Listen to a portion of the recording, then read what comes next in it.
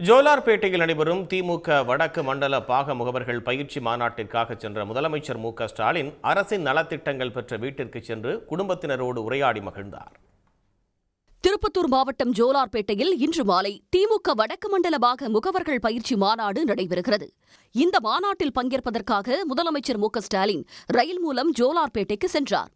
Chennai central ரயில் நிலையத்தில் இருந்து பிருந்தாவன் ரயிலில் புறப்பட்ட முதலமைச்சருக்கு திமுகவினர் உற்சாக வரவேற்பு கொடுத்து வழியனுப்பி வைத்தனர்.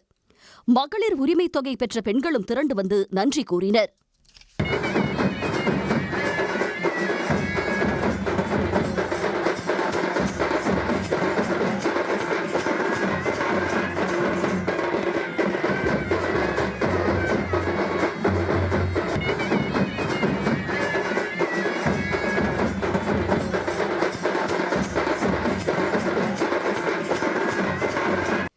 விரைவு ரயிலில் பயணம் செய்து ஜோலார்பேட்டை சென்றடைந்த முதலமைச்சர் மு.க.ஸ்டாலினுக்கு உற்சாக வரவேற்பு அளிக்கப்பட்டது. சாலையின் இருபுறங்களிலும் திரண்டிருந்த மக்கள் முதலமைச்சருக்கு மேளதாளங்கள் முழங்க வரவேற்பு கொடுத்தனர்.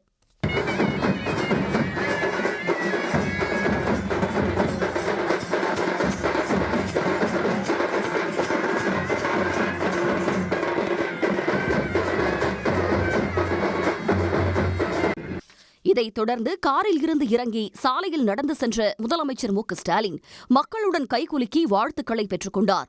அப்போது மகளிர் உரிமைத் தொகை பெறும் பெண்களின் வங்கிக் கணக்குகளில் 5000 ரூபாய் வரவு வைத்ததற்காக முதலமைச்சருக்கு பாராட்டு தெரிவித்தனர். இதனிடையே திருப்பத்தூர் ரயில் நிலையம் அருகே 15 கோடி ரூபாய் மதிப்பீட்டில் கட்டப்பட்டு வரும் விளையாட்டு மைதானத்தை முதலமைச்சர் மு.க.ஸ்டாலின் பார்வையிட்டு ஆய்வு செய்தார். அதைத் தொடர்ந்து ஜோலார்பேட்டையில் உள்ள ஒரு வீட்டிற்கு சென்ற முதலமைச்சர் மு.க.ஸ்டாலின் அரசின் நலத்திட்டங்களான மகளிர் உரிமைத் தொகை, புதுமை பெண் திட்டம், மாணவிக்கு கிடைத்த மடிக்கணினி உள்ளிட்ட அரசு சலுகைகளை கேட்டறிந்தார். மற்ற திட்டங்கள் எல்லாம் வந்துட்டு இருக்கு. பசங்களை படிப்பு காலேஜில் படிக்கிறாங்க. காலேஜ் படிக்கிறாங்க 2 பேரும்.